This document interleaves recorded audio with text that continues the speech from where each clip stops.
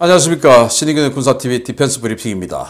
자, 필리핀이 이제 대통령 선거를 새로 치르면서 아마도 반중 성향의 대통령이 당선이 될 것 같고, 그렇게 되면 지금까지 미국과 중국 사이에서 줄타기를 해왔던 그런 필리핀에서 완전히 친미로 돌아서는 이런 필리핀이 될 것 같습니다. 미국이 공을 많이 들이고 있고, 그런 상황에서 지금 필리핀이 인도로부터 도입한 초음속 지대함 미사일 브라모스 그 부대 창설식을 했고, 이제 거기에 놀랍게도 갑자기 미군이 지금 대거 참석해서 창설식을 했는데 이 이유가 뭔지, 어떤 함의가 있는지 보겠고, 자, 그리고 지금 우크라이나 전쟁에서 터키로부터 도입한 무인기죠. 아주 가격싼 무인기 바이락타르 TB2 무인기가 워낙 잘하니까 러시아도 우리도 무인기 있어 해서 꺼내서 첫 출격을 했는데, 첫 출격하자마자 비참한 결과를 나타내버렸네요. 보겠습니다.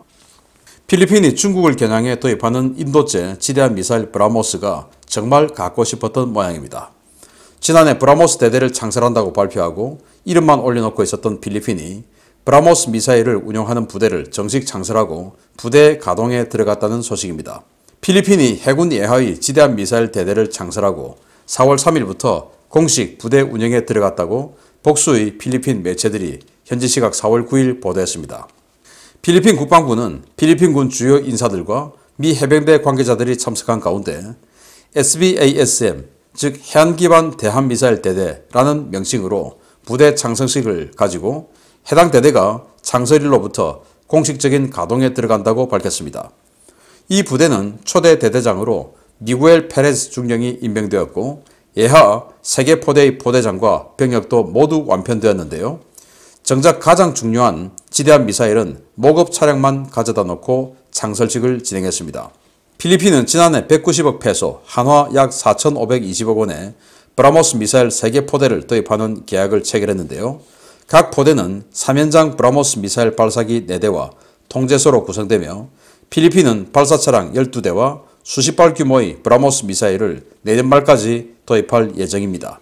필리핀이 도입하는 브라모스 미사일은 사거리 290km, 비행속도 마하 3으로 분쟁 해역인 스프래틀리 군도는 물론 중국의 초크포인트 중의 하나인 바시 해협 대부분을 사정권에 둘 수 있게 되는데요.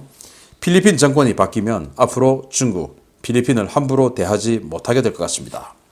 인도가 러시아로부터 야혼트 미사일의 기술을 받아서 공동 개발해서 독자적으로 만든 게 바로 이 브라모스 대함 미사일이죠. 공대함, 함대함, 지대함 뭐 여러 가지 버전이 있는데, 필리핀은 이걸 공중에서 발사할 수 있는 전투기가 없고, 그런 대형 전투기 없고, 또 군함에서 발사할 수 있는 대형 군함 없고, 그래서 지대함으로 버전으로 인도로부터 도입을 했는데 3개 포대를 도입했어요.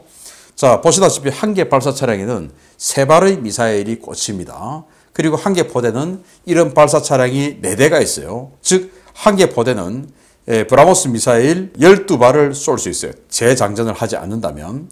그래서 이런 포대를 3개를 샀으니까 필리핀이 뭐 이걸 집중한다면, 아니면 뭐 집중하지 않고 흩어놓겠지만, 어쨌든 36발의 지대함 미사일, 초음속 지대함 미사일을 동시에 쏠 수 있는 이런 능력을 이제 가지게 되는 겁니다. 그런데 실제 이 브라모스 탄은 지금 여기는 뭐 이렇게 근사하게 되어 있지만 사실은 이거 그냥 모급 껍데기만 있는 겁니다. 그래서 실제 미사일은 23년 내년에 들어오게 되고, 그래도 지금 부대 창설을 해서 아마 운영하는 어떤 그런 시스템 익히고 또 인수하는 준비하고 뭐 그렇게 하는가 봐요. 자, 그래서 이 미사일을 도입하게 되면 어떻게 되냐? 필리핀이 아주 많은 섬을 가지고 있지 않습니까? 그런데 여기 루손섬 북쪽에 배치를 하게 되면 대만과 필리핀 사이에 있는 이 바시 해협, 이 바시 해협의 3분의 2 이상을 통제권에 두게 되죠. 그래서 중국의 하이난다오에 있는 함대가 태평양으로 나와야 되고, 그러려면 이 바시 해협을 반드시 지나야 되는데, 그러면 이제 남쪽으로는 필리핀의 타격권, 그리고 북쪽에서는 대만의 또 대한미사일이 노리게 되겠죠. 그래서 대만과 필리핀으로 인해서 이 바시 해협이 완전히 그냥 통제가 봉쇄가 되는 이런 상황. 그래서 지난주까지 미국이 아주 공을 들이면서 필리핀하고 여기에서 발레카탄 훈련 했습니다. 에이브람 링컨 항모까지 동원해서 이제 지난 두테르테 시절의 필리핀하고는 좀 더 다른 그런 양상으로 중국과 미국을 대하게 될 것으로 저는 예상을 하는데요. 그러면서 뭐 이 중간에 배치하면 또 이런 식으로 또 이 팔라완섬에 배치하면 여기 뭐 중국의 남사군도라고 하는 바로 그 지역이죠. 스프레트리 군도의 상당 부분이 타격권에 들어가고 자, 이렇게 되기 때문에 중국 입장에서는 굉장히 난처한 그런 상황이 되는데 자 여기에 이 창설식을 하는데 미 해병대가 대거 참석했어요. 자 보시다시피 이 사람들 미 해병대입니다. 미 해병대고 여기 이 사람의 계급장을 이렇게 확대를 해서 보니까 대령이에요. 자 대령인데 여러분들 뭐 이 의전 행사를 좀 해보신 분들 아시겠지만 지금 여기 깃발이 있고 이 깃발 내부에 여기 VIP 좌석들이 있지 않습니까? 이 VIP 좌석과 가까운 쪽에 있는 사람이 더 높은 사람이죠. 그래서 이 사람이 대령이면 여기 있는 이 사람들은 대령보다 더 높든지 아니면 더 고참 대령이든지 뭐 그럴 겁니다. 그리고 여기 있는 이 VIP석 바로 뒤에 또 여기 기둥에 가려서 잘 안 보입니다만은 미 해병대들이 또 보여요. 여기 있는 사람은 이 대령보다 더 높을 가능성이 높죠. 장군일 가능성이 있습니다. 그래서 이런 미 해병대 고위층들이 참석했다라고 하는 것은 이 브라모스 필리핀의 브라모스 미사일을 미국의 해병대 새로운 전략이죠. 네메시스. 그러니까 지상발사 중국 함대 봉쇄 전략이죠. 거기에 하나의 어떤 그 컴포넌트로서 필리핀 해군도 참여하는 것이 아니냐라는 것을 쉽게 유추가 가능합니다. 앞으로 이 필리핀이 미국과의 동맹을 다시 재조정하면서 중국이 굉장히 힘들게 되겠다라는 생각을 해봅니다. 두 번째입니다. 우크라이나가 터키제 무장 드론 바이락타르 TB2를 유용하게 사용하는 것에 자극받은 러시아가 자국산 최신 무인 공격기를 처음으로 실전에 투입했다가 첫 임무에서 격추당했다는 소식입니다. 심지어 자신들이 제공권을 쥐고 있는 도네츠크에서 기록된 손실입니다. 우크라이나군이 현지 시각 4월 7일 도네츠크 지역에서 일명 에이다르 대대의 지휘부 공습에 나선 러시아군의 최신형 무장 드론인 크론슈타트 오리온을 격추하는 데 성공했다고 복수의 워싱턴 소식통이 현지 시각 4월 10일 리포트했습니다. 이번 리포트는 러시아 국방부가 자국의 최신형 드론인 크론슈타트 오리온 무장 드론이 첫 실전에서 악명 높은 에이다르 대대의 지휘부를 공습해 전과를 거뒀다고 발표한 직후에 나왔는데요. 러시아는 4월 9일 크론슈타트 오리온 드론이 6차례 출격해 에이다르 대대의 차량을 성공적으로 파괴했다고 밝힌 바 있었습니다. 크론슈타트 오리온 드론은 러시아가 미국의 프레데터 드론을 참고해 개발한 최대 이륙중량 1톤급의 중고도 무인 공격기인데요. 이 무인 공격기는 시속 120km의 속도로 최대 8km 상공을 비행하며 다양한 공대지 미사일을 운용할 수 있는 러시아판 프레데터로 소개되고 있습니다. 이번 전쟁 개전 이전까지 러시아군의 30대 미만이 배치된 것으로 알려진 이 드론은 별다른 전과를 거두지 못하다가 러시아가 주도권을 쥐고 있는 도네츠크 지역에서 처음으로 전장에 투입됐는데요.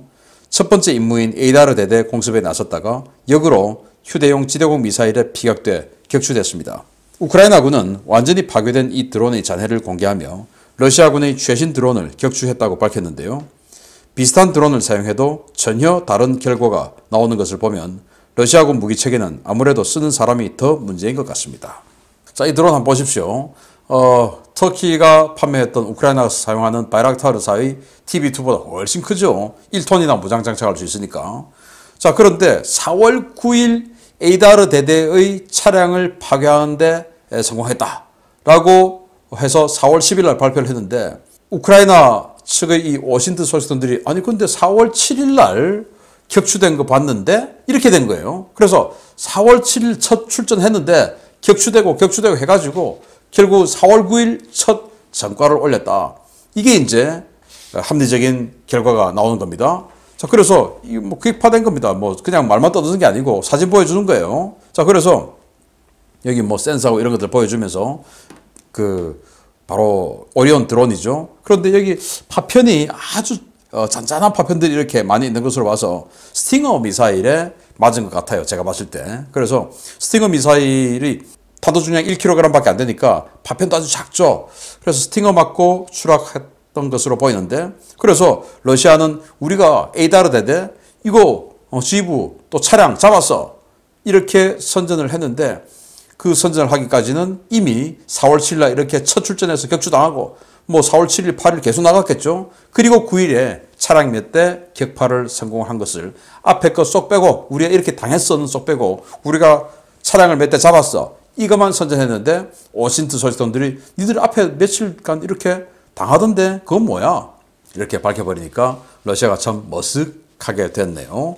그래서 TB2 무인기보다 훨씬 더 고가의 또 덩치가 큰 무인기를 가지고 이렇게 비참하게 주워 터지고 있는 거 보면 제가 오전에 올려드렸던 수호이 34도 마찬가지로 그 엄청난 전폭기를 가지고 그 1960년대 만든 지령 유도식 지대공 미사일에 격추가 되고 또 마찬가지로 이렇게 이런 그 중고도 무인기를 가지고 저고도에서 작전하는 스팅어 미사일에 격파가 되고 하는 거 보면 정말 뭐 운용을 아주 허접하게 하는 것 같다라는 생각이 듭니다. 그래서 까보러는 정말 뭐 장비도 까보러인데 사람도 까보러가 아닌가라는 그런 의심이 이제 살짝 들기 시작하는 이번 전쟁입니다. 자, 이런 소식까지 알려드렸습니다. 마치겠습니다. 감사합니다.